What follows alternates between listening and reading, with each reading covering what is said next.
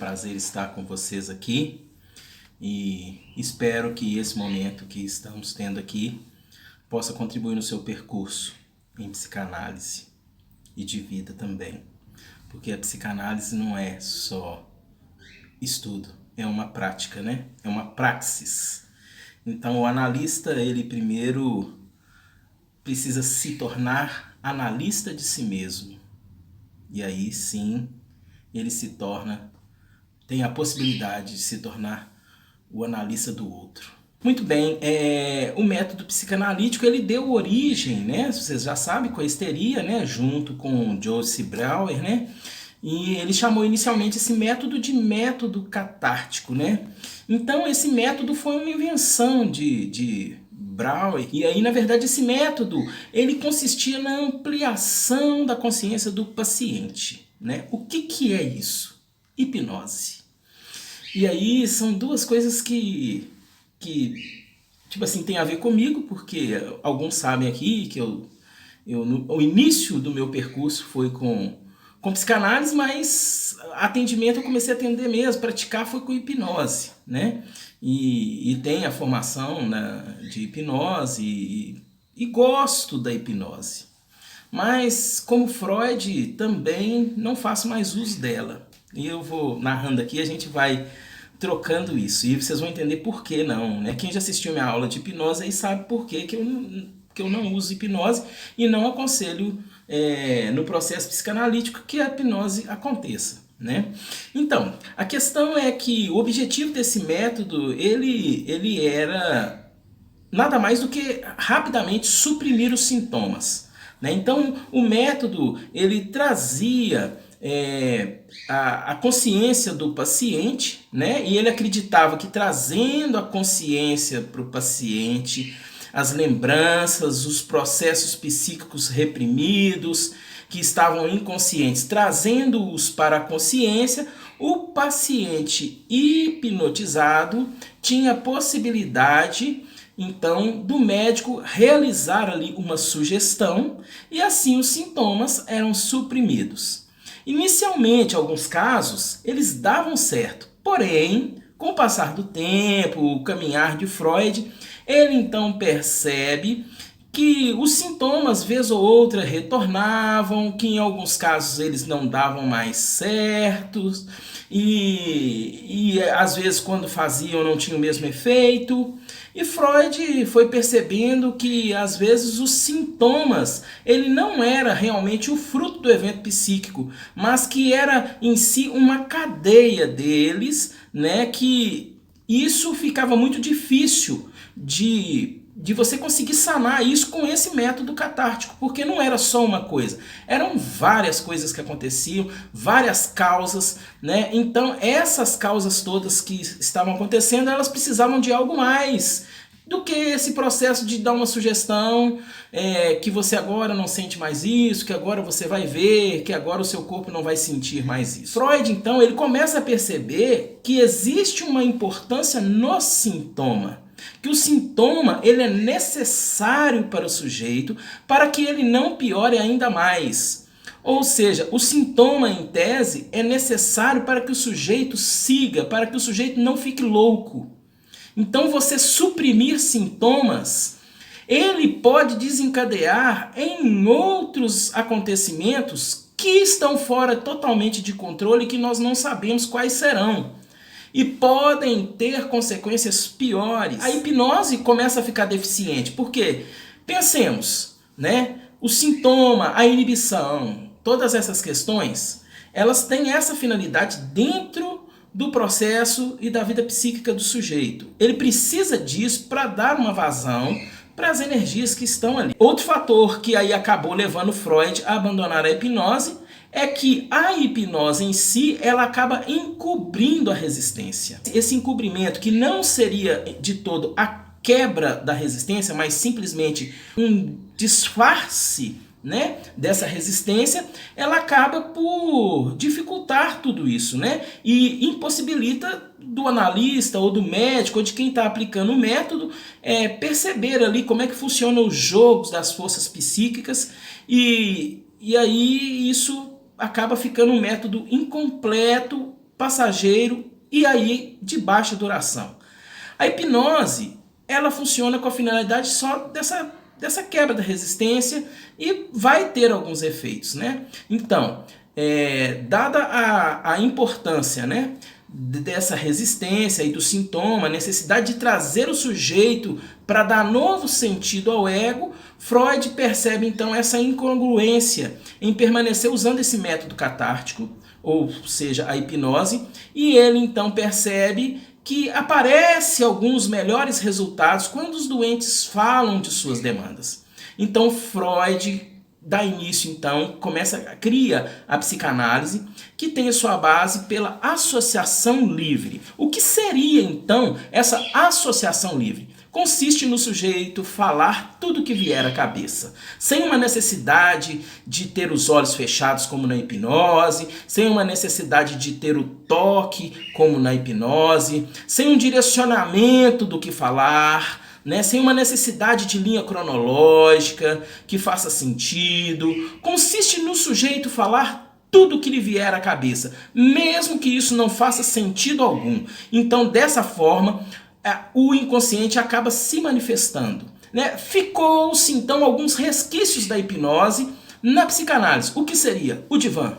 O divã seria esse resquício, aquilo que sobrou, né, da psicanálise, da hipnose, que Freud percebe que ele tem uma sensação que quando o sujeito se reclina e que ele fala, ele sente mais à vontade para falar e acaba que o inconsciente se manifesta de uma forma mais livre. Dessa forma, né, ele consegue ter melhor acesso, né, dentro desse material reprimido e esses pensamentos que eles vão sendo de forma espontânea expressos na sessão de psicanálise. Freud então ele muda de método de sugestão para um método agora de interpretação, ou seja, a psicanálise ela é um método que ele trabalha com a interpretação daquilo que o sujeito não fala, daquilo que o sujeito não diz, daquilo que o sujeito tenta esconder, mas que o analista, nessa associação livre, acaba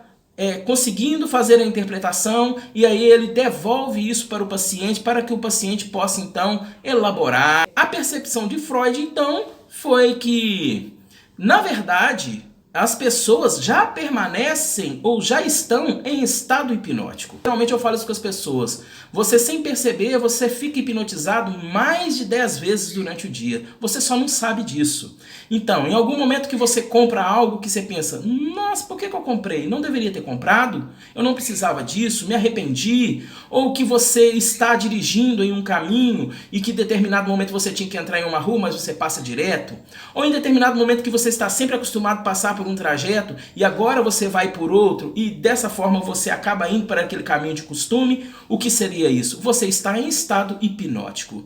E o que seriam então as fantasias, as crenças, todos os pensamentos? Quando o paciente chega para análise, é comum perceber que ele traz um monte de pensamentos e que aqueles pensamentos, para ele, eles são reais. Ele acredita que ali não tem. Às vezes você coloca para o paciente, busca para ele, devolve para que ele encontre um caminho e ele fala, eu não consigo perceber, eu não consigo ver.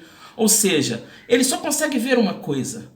Assim como na hipnose, né, que se você diz, essa peça é verde, ou essa pessoa aqui é fulano de tal, o sujeito acaba, ou se você não vai mais sentir isso, também não sente. Então, é uma fantasia, um pensamento que acaba levando o sujeito para esse caminho, né? Que estamos então hipnotizados. A psicanálise seria o anti-hipnose, seria aquilo que eu vou tirar o sujeito desse estado de fantasia e trazê-lo para a realidade, onde ele terá um confronto consigo mesmo, ele terá ali um encontro com ele mesmo, olhando para o real e deixando o simbólico, as fantasias de lado. Então o sujeito conseguir, como foi dito aqui, se haver com seus sintomas, se haver com as suas condições.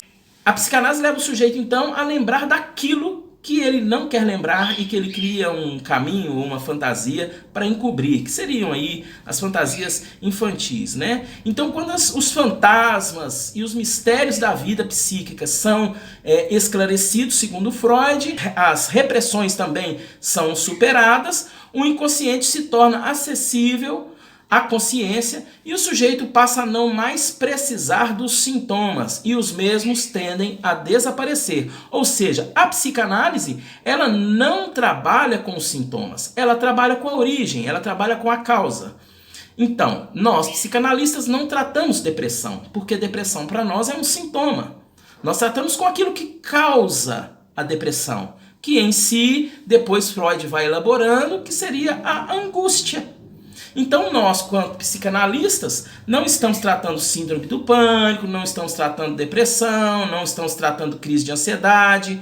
A gente não tem nada a ver com isso. A gente vai trabalhar, segundo Freud, com a origem, com aquilo que deu esse acontecimento, esse evento e com aquilo que causa esse sintoma, então. E à medida que você vai trabalhando em análise e o analista vai conduzir o caminho da cura, porque o analista não conduz o sujeito e nem a cura, mas conduz ao caminho da cura, né? Ao sujeito, o suposto sujeito, né? Essa é a relação. O suposto sujeito que lá existe e o indicar o suposto saber, que o analista não é o saber. Se não passamos para outra área, que seria psicologia, psiquiatria. Então Freud ele começa então a falar dessas relações aí e ele vai fazendo também alguns aconselhamentos, né? Alguns desses que serão citados aqui agora, hoje, com a evolução da psicanálise, por exemplo, Freud morreu antes de se aprofundar na psicose. Então, para Freud, essas relações de psicose e tal não eram tão bem vistas para a psicanálise, né? Então, uma questão que ele coloca é que sujeitos com depressões melancólicas ou qualquer estado que o paciente não consiga elaborar, né, ele não vai ter bons resultados, o analista não deve pegar. Outro impedimento que ele coloca também seria a idade, que algo perto dos 50 anos já seria algo difícil de dominar ou de ser educado, né? Então que essa massa de material psíquico nessa idade fica mais difícil do sujeito conseguir elaborar, né? Porém hoje os tempos mudaram, né? Os sujeitos, por que ele dizia isso? Porque o sujeito morria antigamente com 50. Então você pegar uma pessoa que está à beira da morte para um método que, segundo vamos ver aqui, ele é mais demorado, é um método prolongado, ele não vai funcionar, o sujeito não tem tempo de vida, né? Mas hoje a condição de vida aumentou muito, então as pessoas vivem 80, 90, 70 anos. Então a gente já percebe na clínica, né? A experiência clínica já demonstra que pessoas com essa faixa de 50 anos, algumas conseguem ter bons resultados. Que também a psicose, alguns estudos demonstram que a psicose também consegue bons resultados com a terapia psicanalítica. Quer dizer, tem melhoras. Vários estudos que eu já vi relacionados à prática psicanalítica, que essa prática oferece bons resultados, por exemplo, para a depressão. Mesmo nós não sendo aqueles que estamos a nos haver com a depressão, mas nós conseguimos bons resultados porque o sintoma ele vai sumir quando a demanda é resolvida. Outro fator também é que hoje tivemos uma evolução muito grande na psiquiatria. Então, hoje a psicanálise, nos casos graves como esse, que o paciente chega e ele não consegue elaborar, não é pauta da psicanálise trabalhar com medicamentos, mas, em alguns casos, vai precisar da psiquiatria. Coloca para ele uma possibilidade dele buscar uma medicação para que ele consiga, em si, elaborar para que ele consiga fazer a análise, né? Porque senão o sujeito não consegue elaborar e sem elaborar não tem análise. Outra questão também, para que o sujeito esteja nesse processo, consiga fazer a psicanálise, ele precisa de uma certa cultura, uma certa educação, porque ele vai precisar também elaborar. Às vezes a pessoa não dá conta disso, né? Ele não consegue elaborar Então isso fica muito difícil. Então Freud, nesse livro dele aqui, ele propõe que o tratamento ele seja em média de 6 meses a 3 anos. Então, é importante a gente lembrar que Freud ele atendia todos os dias. E nós atendemos geralmente semanalmente, às vezes quinzenal, tem pacientes que vêm mensal. E aí o que acontece? O tempo ele não vai ser rígido, não vai ser dentro disso. Ele pode ser mais longo, ele pode ser mais curto, ou seja, na verdade, quando a gente para ler, né, dentro desse princípio, que até está fora do livro aqui, porque aqui era o início de tudo, então não tinha tanta concepção, mas a relação da análise interminável, né, quando é que a gente zera? Né? Haverá um momento que o paciente recebe alta, mas que momento seria esse? Então seria o momento em que o paciente ele consegue falar isso que a gente falou aqui antes, ser analista de si mesmo. Quando ele começa a fazer autoanálise, quando ele começa a pensar sobre si, é um momento que se pode então dar uma relaxada e ele decidir se ele vem ou não. É o momento que, digamos, o analista pode dar alta. Agora você já consegue, já deu conta, já resolveu, então você pode caminhar sozinho e quando você precisar você volta. Isso acontece e é importante. Então Freud, após 8 anos que ele já tinha deixado a hipnose e começou com a psicoterapia, ele começa a perceber algumas evoluções no método que é psicoterápico, né, que é pela fala, mas que apesar das evoluções e dos estudos bem-sucedidos sobre a histeria, ainda sofria com alguma descrença por parte da comunidade científica. E sofre até hoje, né? Tem gente falando que não é científico, que psicanálise é um charlatanismo, que não funciona mais, que é uma coisa antiga, mas o certo é que a experiência clínica, os resultados estão aí para comprovar. Hoje também temos a neurociência, que também ampara muitos pressupostos que Freud fez num período em que não se havia equipamentos, métodos científicos para amparar. E hoje a psicanálise, os pressupostos de Freud vão sendo passo a passo confirmados pela neurociência, pelos métodos científicos, né? Então acaba que estamos seguindo ainda, apesar de tantas resistências, e sabemos como psicanalista que as resistências não são em relação ao método, mas aos próprios sintomas de cada sujeito, que não quer se haver, que não quer lidar com isso, né?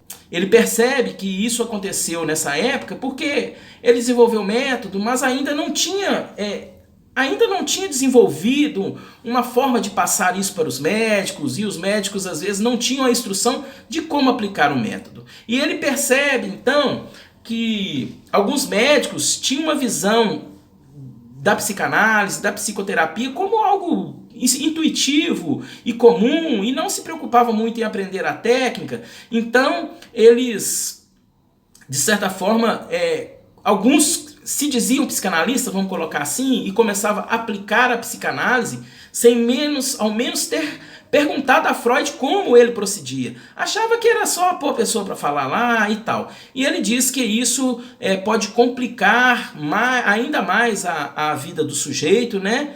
Então, isso vai complicando. Freud, à medida que vai construindo, ele vai fazendo algumas correções, alguns esclarecimentos sobre confusões da psicanálise em relação a isso. Que os médicos mandavam para ele pacientes para ele hipnotizar, e ele dizia, poxa, já tem um tempão que eu não faço. E acreditem, mandam para mim também.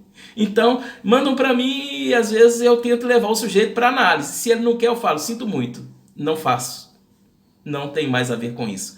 Por causa desses fatores que eu falei. Porque suprimir sintomas pode ser grave. A hipnose é uma boa técnica. Ela não é uma terapia, mas ela serve para que seja agregada a uma terapia. Porém, na psicanálise nós precisamos da resistência, nós precisamos dos sintomas. Então a hipnose ela fica meio... Não é que ela não funcione, ela funciona, ela dá certo. Mas, por exemplo, para quem atua numa área comportamental, a hipnose é uma boa ferramenta. Para um psiquiatra que faça psicoterapia em um determinado momento de uma outra forma que não seja psicanálise, ela pode agregar, mas para nós a psicanálise é suficiente. Esse é o meu pensamento. A psicanálise basta e a psicanálise é extremamente suficiente e não precisa de mais nada. Precisamos, como o conselho, né, conhecer todas as técnicas, saber de tudo. Mas a psicanálise, quando a gente aprofunda, quando a gente começa a caminhar, quando você começa a fazer análise, né, quando você está no percurso, você percebe que a psicanálise é suficiente. Então não precisa de mais nada. Então outro engano que Freud relata a respeito disso é sobre essas questões de não esclarecer, né? E sobre a técnica, o compromisso do tratamento, e ele fala que, por exemplo, que a psicanálise não tem grandes riscos, né? Mas que uma pessoa que vai aplicar isso, um médico, sem conhecer a técnica, pode gerar mais malefícios do que benefícios. Então ele começa a falar que precisa então desse conhecimento. O analista precisa de um percurso, né? E aí reforçamos aqui, então, até quanto ao pedagógico, né? Sobre as pessoas que acham que por fazer um curso de 3 anos e pegar um diploma que se dizem, então, psicanalistas. E a verdade é que não é. A psicanálise é um percurso, como eu disse inicialmente, é uma praxis, e você tem que viver a psicanálise, você tem que deitar no divã, você tem que ter percurso em análise, você tem que fazer análise de si mesmo, você tem que fazer supervisão, você tem que manter os seus estudos, como estamos aqui, né, para que você consiga então se manter como analista, porque senão você não vai se manter. E aí, por que não? Por que se agora eu já me tornei analista, se eu já consigo ser analista de mim mesmo, por que eu preciso de fazer análise? Porque se no momento você estiver frágil e alguém chega com outra fragilidade e você se vê no sintoma, 2 coisas podem acontecer. Ou você cair naquele processo daquele sintoma também, adoecer, ficar mal, ficar sentindo mal, ou você entrar na doença do outro. E aí você acaba se tornando doente. E você se torna, como dizem, então, um sintoma do outro, né? O contrário do que é dito e no que é passado, então, sobre a psicanálise funciona assim. Tem até um livro com esse título, né? Proponho que vocês leiam. Enfim, contrário do que era dito, então, sobre a histeria, né? No que é o início, né? E a sexualidade, Freud, então, deixa claro que indicar atividade sexual ao paciente que está longe de conferir bons resultados. Por que disso? A crença da sociedade médica era que a histeria era fruto de falta de intercurso sexual. Então eles indicavam que as mulheres fizessem sexo e que essas questões todas fossem realizadas dessa forma, né? Para que elas tivessem cura. Então ele fala que está longe disso. Apesar da sexualidade estar diretamente ligada, que ter toda uma ligação, o analista ele não entra nisso, né? Estudos científicos hoje corroboram que a terapia psicanalítica oferece excelentes resultados a pacientes que tentaram de tudo e não obtiveram êxitos. Ou seja, o paciente que já foi lá na religião, o paciente que já foi lá no psicólogo, no psiquiatra, que ele já foi no curandeiro, que ele já tentou de tudo e nada funcionou, quando ele chega na psicanálise ele dá muito certo. Freud, então, depois ele coloca, então, sobre os pontos de vista da sexualidade, né, e a etimologia da neurose, ele começa a concluir que a neurose ela traz origem e um produto do sintoma neurótico. Então Freud descobre algo novo, não se tratando de um novo que ele está inventando, mas com base nos conceitos e em tudo que é dito, né, sobre isso, sobre esses pensamentos da medicina da época, que defendia que os sintomas do corpo eram apenas biológicos. Ele começa então a mostrar e a perceber os sintomas do corpo poderiam ser psíquicos, poderiam ser somatizações. Histeria vem da palavra hístero, que seja útero, ou seja, o útero solto, né? Então, que todas essas doenças eram frutos disso, né? De uma relação, da falta de relação sexual regular. Então, ele vai discorrendo sobre isso e ele fala, tem ligação, mas não é nada disso. Em relação a essa questão da sexualidade, que é muito importante a gente falar, então o que acontece? A sexualidade ela vai ter uma ligação e ela vem sendo construída com base nas relações pulsionais, né, com tudo que vai acontecendo, né? Então o Freud ele fala aqui a respeito da neurastenia, né, sobre a masturbação, sobre a poluição frequente, então que vai acabar, forma-se então a neurose de angústia, que encontrava na extração frustrada ou o coito interrompido, né, que parecia uma descarga insuficiente da libido, ou seja, a necessidade de uma descarga.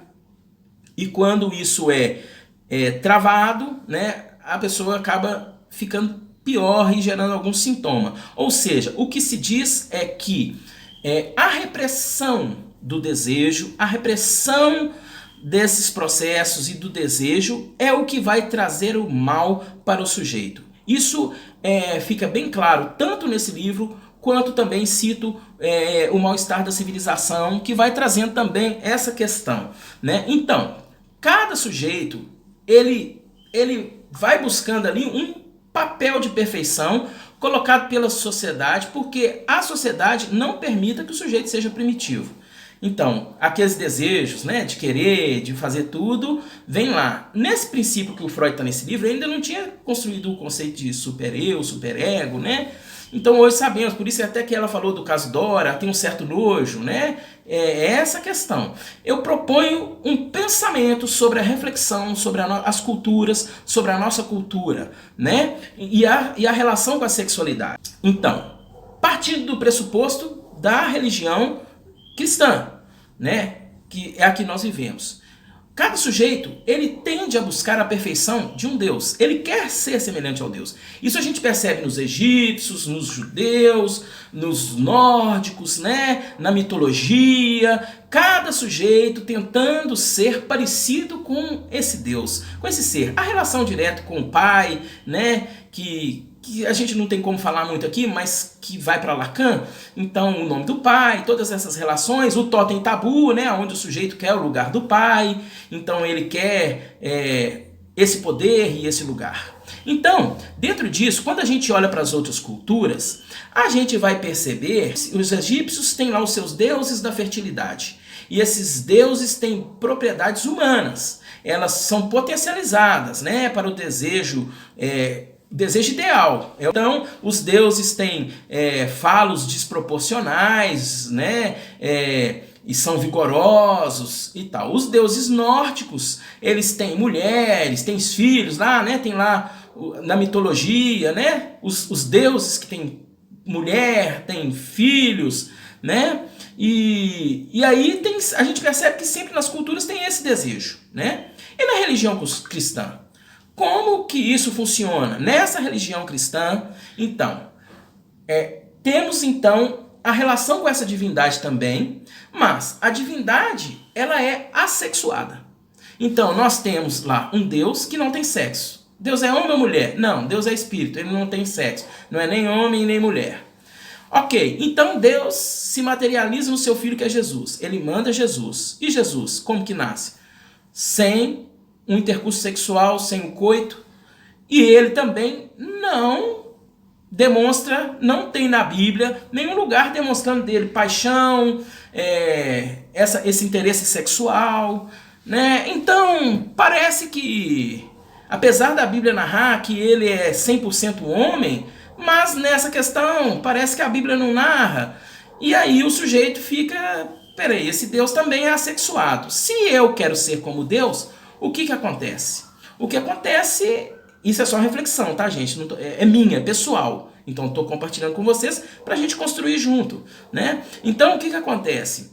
Diante desse Deus assexuado, com esse filho que vem, né? Então, quando você olha para o catolicismo, precisa de uma mãe, que é a Maria, né? Que é a Nossa Senhora, que ela possa nesse lugar, para que ela faça a intervenção diante desse Deus duro, carrasco, rígido, esse Deus que mata, né? Então, precisa-se dela para intervir, né? Como a gente tem na nossa vida. Então, essa má interpretação desse contexto, porque apesar da Jardim do Éden, como mostra no Gênesis, que Adão deveria fazer muito sexo a ponto de criar população para toda a terra, ainda em nós há algo que reprime, há algo que se diz, cuidado, Sexo é perigoso.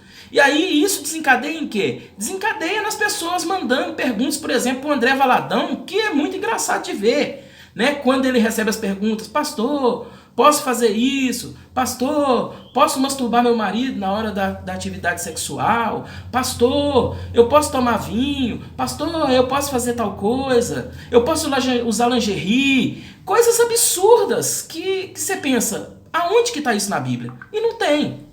Então, cada sujeito, ele tem uma interpretação e essa interpretação bíblica acaba criando no sujeito um registro que leva-o a reprimir os seus desejos sexuais. Então, o sexo até com a esposa tem que ser algo rígido, padrão, não pode, tem que ter limite demais. E aí o que acontece? Vemos então a população doente. Nunca tivemos um atendimento tão grande dos religiosos como temos hoje. Então, infelizmente o meu tempo encerrou. Ficamos então por aqui. Muito obrigado a todos. Passo a palavra a quem é de direito.